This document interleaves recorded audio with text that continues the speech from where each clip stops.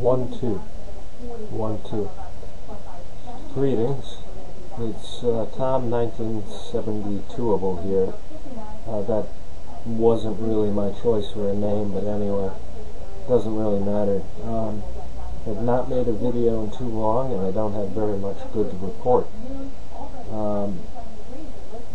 I decided to nix Tysabri, and it was also my doctor's choice. I'm not very well centered, but I was two risks, JC antibody positive, and also about around the 2-year mark of use. Vern, I think it is Vern Beachy or something like that, comes to mind. He won't stop using it. Maybe I'll try to send this video his way. And now I think I can see why.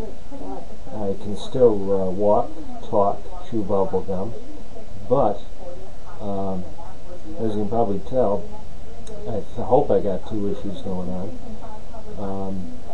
My sinuses feel really screwed up, and I think everyone in New England has congestion issues, and vertigo is an epidemic around here almost. But I had a severe bout of vertigo.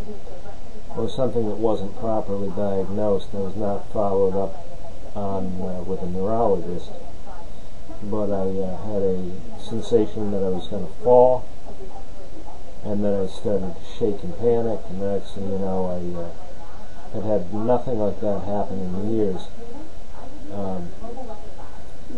The Tysabri rebound comes to mind because it's been about since June, so June, July, August, September, end of September, beginning of October. And I'm cradling my head more. As I've mentioned in previous videos, this is an issue. Throws my balance. It's coming back. It's less easy to control. That's my neck. That's kind of why I do this. But anyway, so the 2 risk factors: 2-year mark and JC antibody positive. Now I think I've got one doctor willing to re-prescribe. I think I've got another doctor that's going to say, no, you're out of your mind. What the willing prescriber said was my odds at getting PML was something about 1 out of maybe 650.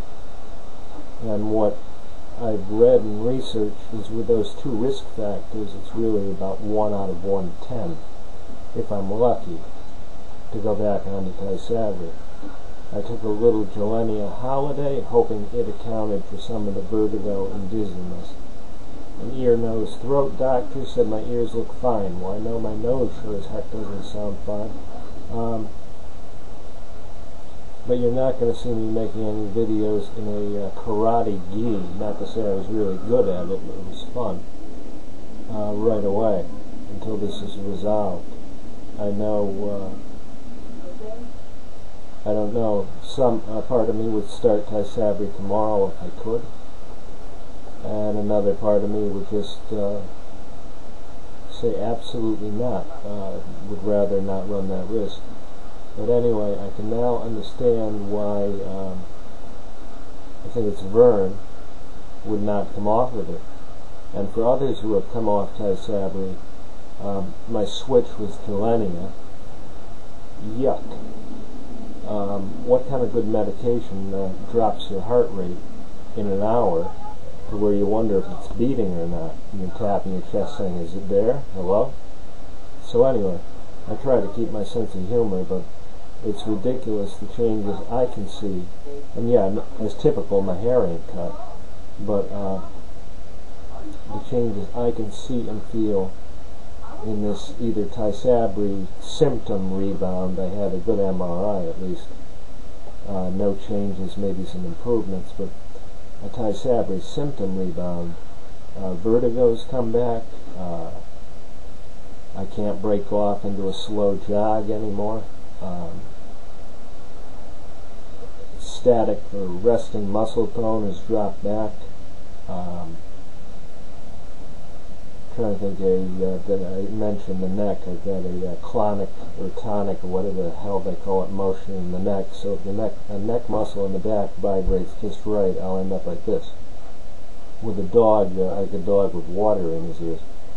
But I'd like to hear from other people who have made this choice to get off of Tysabri. And are you wondering if it was a big mistake, despite the risks?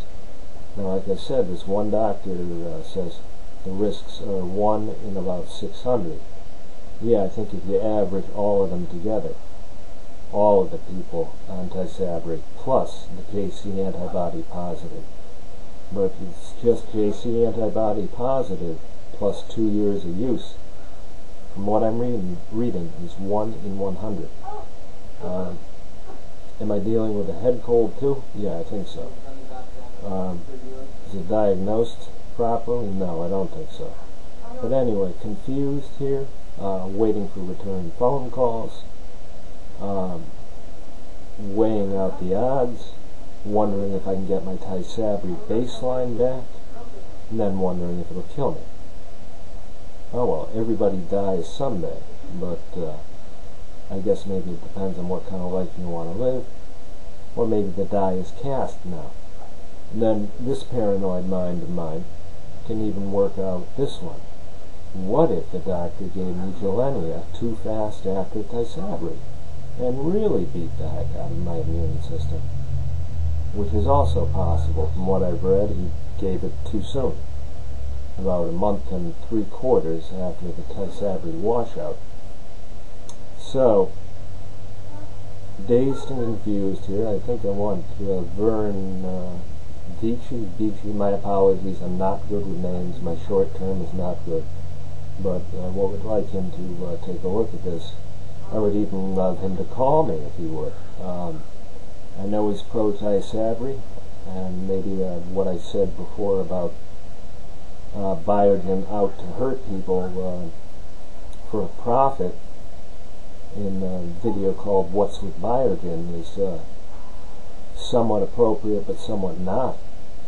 I can now see, darn, I need to shave and I need a haircut. Maybe I feel better then. Anyway, I can now see why people demanded the medication back. And I can now see why some people are saying we still want it, we'll take the risk. Now what would be nice is if you were taking it, if they'd use every diagnostic possible once a month to keep on top of it, so hopefully they could nail it. What I was offered was a once every 4-month MRI instead of 6 months, so they could catch it. Well, from what I understand about search and speech, wow, brain fog's coming back too. PML, from what I understand, can come back round and start and be MRI-able in about a month or less. So why wait 4 months? Why not take these people that want to use Tysabri, MRI them about once every month on that condition, or use the lumbar puncture, unless the lumbar puncture creates a risk for PML just by the invasiveness of a needle. Anyway, those are my thoughts. I want to kind of get the attention of Vern, I think. But you say it got you out of a wheelchair. I think I can see that now. I can understand that, because now I'm starting to look around and look at wheelchairs and say, oh my God, no blasphemy intended. But Tysabri at least allowed me to pretend and forget sometimes that I had MS. Not all the time, and maybe not even most of the time, but you know, I could pretend I was getting better, or at least staying the same, and I think I was. So now I got some decisions to make, and I would appreciate as much input as possible. Good night, YouTube, or whatever your time zone is. My time zone is dazed and confused as usual, and even more so now.